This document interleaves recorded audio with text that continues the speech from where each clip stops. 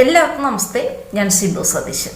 യു.പിയിലെ മിർസാപൂരിൽ നടന്ന ഹിന്ദു സ്ത്രീ വേട്ടയെക്കുറിച്ച് നിങ്ങൾ ആരെങ്കിലും അറിഞ്ഞിരുന്നോ? അല്ല, ഈ വേട്ട എന്ന് കേൾക്കുമ്പോൾ നിങ്ങളുടെ മനസ്സിലേക്ക് ഓടി വരിക വംശഹത്യ അതന്നല്ലേ? ശരിക്കും ഞാൻ ഈ പറയുന്ന കാര്യം ഒരു വംശഹത്യ തന്നെയാണ്, ഒരു ഹൈന്ദവ വേട്ട തന്നെയാണ്. നമ്മൾ പറയാറില്ല ഈ ചത്തതിനൊക്കുമേ ജീവിച്ചിരിക്കലും എന്ന്. അത് തന്നെയാണ് ഞാനിപ്പോൾ പറയാൻ പോകുന്നത്. ഞാനിപ്പോൾ പറയുന്ന ഈ കാര്യം, ഈ ഒരു വാർത്ത ദേശീയ മാധ്യമങ്ങളിലൊക്കെ ഭയങ്കര ചർച്ചാ വിഷയമായതാണ്. പക്ഷേ നമ്മുടെ മലയാള മാധ്യമങ്ങൾ എന്താ പറയുക, ഈ ഒരു കാര്യം ഒളിപ്പിച്ചു വെച്ചിരിക്കുകയാണ്. മലയാള മാധ്യമങ്ങൾ ശരിക്കും ആരെയോ ഭയക്കുന്നുണ്ട് സത്യങ്ങൾ വിളിച്ചു പറയാൻ വേണ്ടി. അതുകൊണ്ടാണ് ഈ ഒരു വാർത്ത നമ്മൾ ആരും അറിയാതെ പോയത്. നമ്മുടെ ഭാരതത്തിലെ മഹാഭൂരിപക്ഷം വരുന്ന ഹൈന്ദവ സമൂഹം നേരിടുന്ന ഏറ്റവും വലിയ പ്രതിസന്ധി, വെല്ലുവിളി എന്താണെന്ന് ചോദിച്ചു കഴിഞ്ഞാൽ നമുക്ക് വളരെ പെട്ടെന്ന് പറയാൻ പറ്റും. അത് മതപരിവർത്തനമാണ്. ഇനി അത് ക്രിസ്ത്യന്മാരായിക്കോട്ടെ അല്ലെങ്കിൽ മുസ്ലിങ്ങളായിക്കോട്ടെ, അവർ പല രീതിയിൽ പല വഴിയിൽ ഹിന്ദുക്കളെ നിർബന്ധിത മതപരിവർത്തനത്തിന് വിധേയമായിക്കൊണ്ടിരിക്കുകയാണ്. അതുകൊണ്ടാണ് ഉത്തരേന്ത്യയിൽ മലയാളി പാസ്റ്റർമാർക്ക് ഇടി കിട്ടുന്നു, തൊഴിക്കുന്നു, അറസ്റ്റ് ചെയ്യുന്നു എന്നൊക്കെ പറഞ്ഞിട്ടുള്ള വാർത്തകൾ വരുന്നത്. ഈ വാർത്തകൾ വരുന്നതിൻ്റെ പിന്നിലുള്ള കാര്യം എന്താണെന്ന് ഒരിക്കലും മലയാള മാധ്യമങ്ങൾ പുറത്തുവിടാറില്ല. ഭാരതത്തിലെ എല്ലാ സ്ഥലത്തും ഇതുപോലുള്ള മതപരിവർത്തനങ്ങൾ നടത്തുന്നത് കൊണ്ടാണ് ഇത്തരത്തിലുള്ള അടികൾ കിട്ടുന്നത്. പക്ഷെ അത് ഒരിക്കലും മലയാള മാധ്യമം പറയില്ല. പാസ്റ്റർമാർക്ക് അല്ലെങ്കിൽ കന്യാസ്ത്രീകൾക്ക് അടി കിട്ടിയ കാര്യം മാത്രമേ പറയൂ. നോക്കി, ഇതുപോലുള്ള മതപരിവർത്തനം, അതായത് ഹിന്ദുക്കളെ ക്രിസ്ത്യാനിയാക്കുകയോ അല്ലെങ്കിൽ മുസ്ലിം ആക്കുകയോ ചെയ്തു കഴിഞ്ഞാൽ ഇവർക്ക് ധാരാളം വിദേശ ഫണ്ടുകൾ വരുന്നുണ്ട്. അത് കൈപ്പറ്റിക്കൊണ്ടാണ് ഭാരതത്തിലെ ഹിന്ദുക്കളെ മതപരിവർത്തനത്തിന് വിധേയരായിക്കൊണ്ടിരിക്കുന്നത്.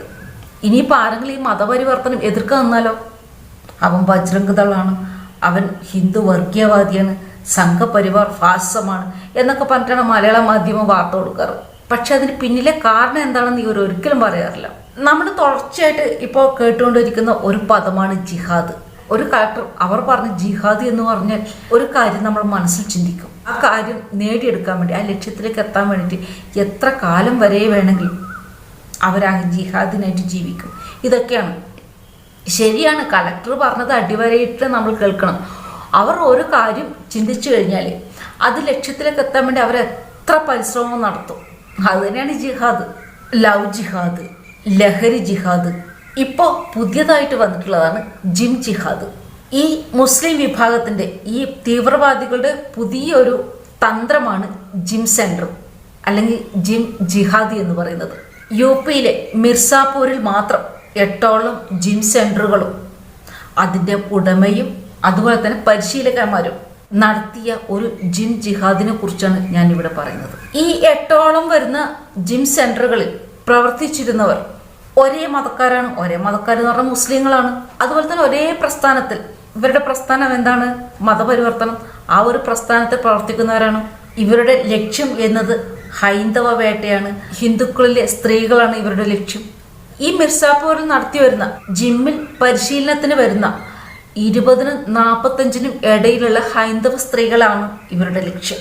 ഈ ജിം സെൻറ്ററിലത്തെ ട്രെയിനർമാർ ആദ്യം നല്ല സ്വഭാവം, നല്ല പെരുമാറ്റം, നല്ല സംസാര രീതി, അങ്ങനെ കുറച്ച് നാൾ ഈ ഹിന്ദു സ്ത്രീകൾ ജിം സെൻറ്ററിലേക്ക് വന്നു കഴിഞ്ഞാൽ ഇവർ പതിയെ പരിചയപ്പെട്ട് കഴിഞ്ഞാൽ പിന്നെ ഫോൺ നമ്പർ വാങ്ങും. ഫോൺ നമ്പർ വാങ്ങുന്നത് ജിമ്മിനെ കുറിച്ച് സംസാരിക്കാൻ, ജിം പരിശീലിക്കുമ്പോൾ കഴിക്കാനുള്ള ഭക്ഷണത്തിൻ്റെ കാര്യങ്ങൾ സംസാരിക്കാൻ, പിന്നെ ശരീരം എങ്ങനെ നോക്കണം, ഏത് രീതിയിൽ നോക്കണം എന്നൊക്കെ പറയാൻ. ഇതൊക്കെ പറഞ്ഞിട്ടാണ് ആദ്യം ഈ മുസ്ലിം തീവ്രവാദികൾ ഹിന്ദു സ്ത്രീകളിൽ നിന്ന് നമ്പർ വാങ്ങുക.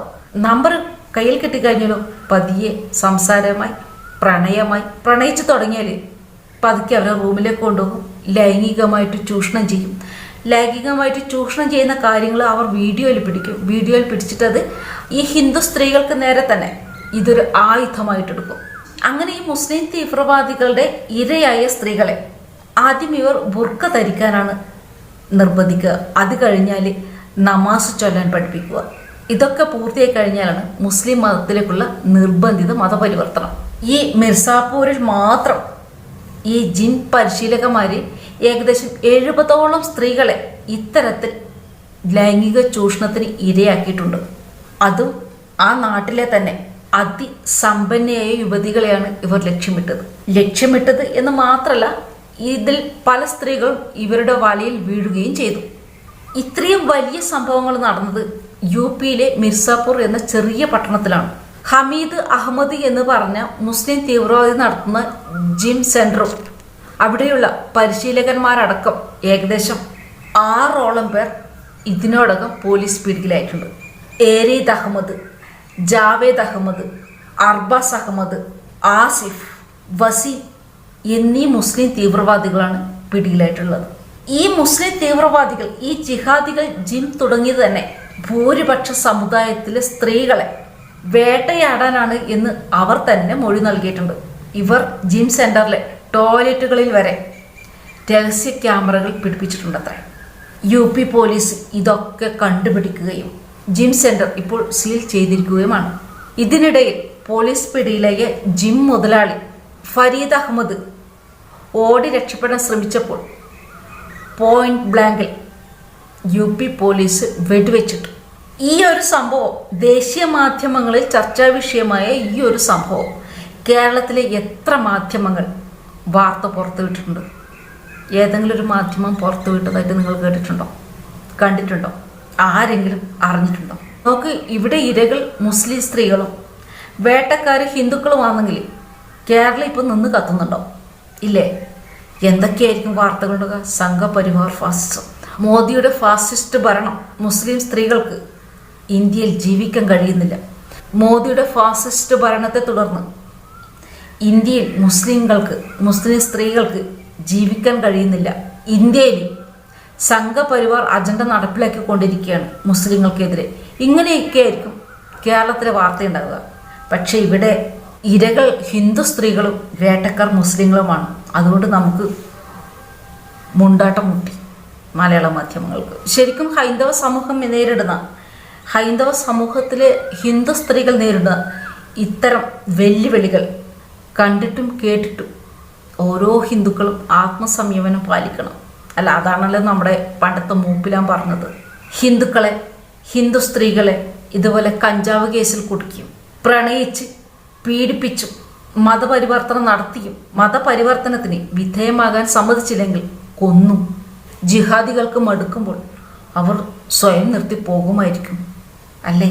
ഇതാണല്ലോ നമ്മുടെ ബാബുജിയുടെ മതേതര ആശയം.